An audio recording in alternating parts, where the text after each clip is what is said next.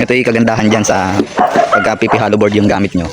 Tingnan nyo yung mga poste natin. Bukod sa makinis na walang honeycomb at mahulugan nyo ng diretso talaga. Saka yung pinakakanto nyo, ayan, pansinin nyo, makukuha nyo ng napakatulis. Ayan, no? Hanggang ilalim yan, no? Napakakinis. Tingnan natin sa ibang poste. Ayan. Tingnan natin sa iba pa.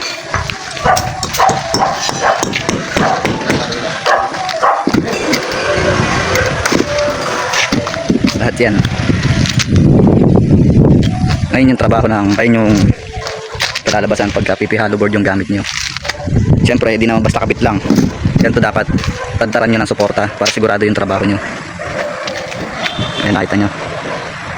Di baging matagal basta sigurado yung trabaho. Ayan.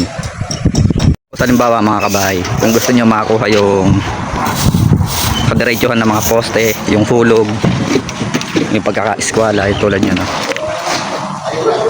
Ganun din sa kabila yun. Ang technique namin dyan, bumata kami ng tansidon hanggang dun sa dulo. Tapos iniskwala namin, bali doon na kami kumuha ng iskwala. Nasa sa inyo, pwede naman doon sa sulok, doon sa kabila. Ngayon, pagbatak ng tansidon, nilipat namin. Mapapansin niyo may araw na yan. Saka ito, inilipat namin. Halimbawa, ang sukat nitong unahan 4 meters, nilipat namin. Ganon din sa kabila. Tapos ini-sprayan namin ng araw. Yan, ginawa namin. Dito na kami iskwala mismo sa gitna. Nakita nyo yung mga araw na yan. Ayun yung talagang iskwala nyan. Yan. Saka yun, ito. Sa yung isa na yun, ito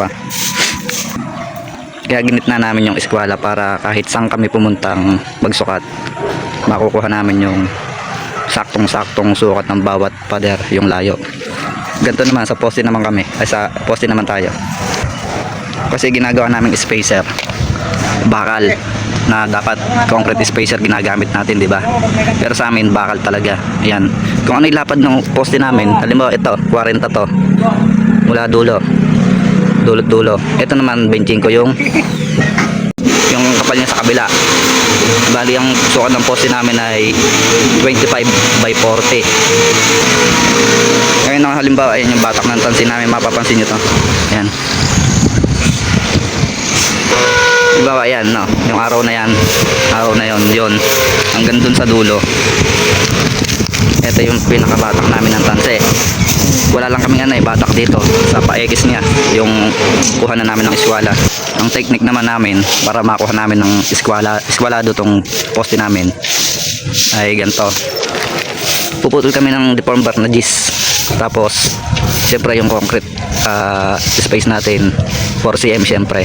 Mula dito sa stirrup naglalabas na kami ng 4cm dito sa deform bar. Ngayon ganito naman kami mag-iskwala. Luntog namin tong metro sa dulo ng nilagay naming spacer. Tapos patatamain namin dito sa may pansin na to. Halimbawa sukat 120. Dito sa susunod 120 na rin. Dahil nga iskwalado natin to, naka-iskwala tong tali natin. Ngayon lilipat tayo sa isang poste na yon. Ganun na rin, 120 na rin yung sukat. Basta laging kailangan sa parte na to dalawa, sa kabila naman dalawa, para nakukuha natin yung tamang iswala ng poste.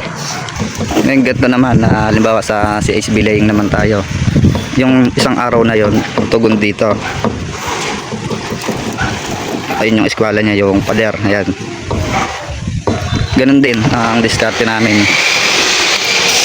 Muna dito sa tansi na to, kuha kami ng halimbawa yan, space niya. Halimbawa yan 43. Dito sa kabila 43 din yan. Ganun lang, lilipat-lipat sila. Kaya ginit na namin para hindi kami mahirapan. Kaya ginit na namin yung iskwala namin para hindi kami mahirapan sa pagsusukat sa poste man yan o sa pader. Yan, dahil ito man na to, hallway yan. Yan. Kaya ginit na namin, ayun, no. tugon yan doon. Yan, para kahit saan kami pumunta dito. Bawa, yan yung batak namin ng tanse. Sukatin lang namin to.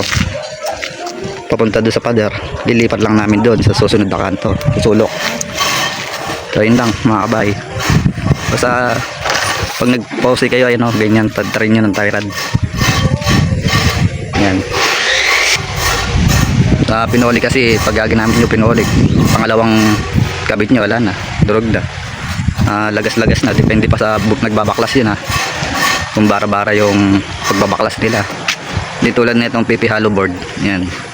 Makakatapos ka ng isang project na hindi talaga madudurog yan. Pagkabaklas nyo, lilinisin nyo lang to.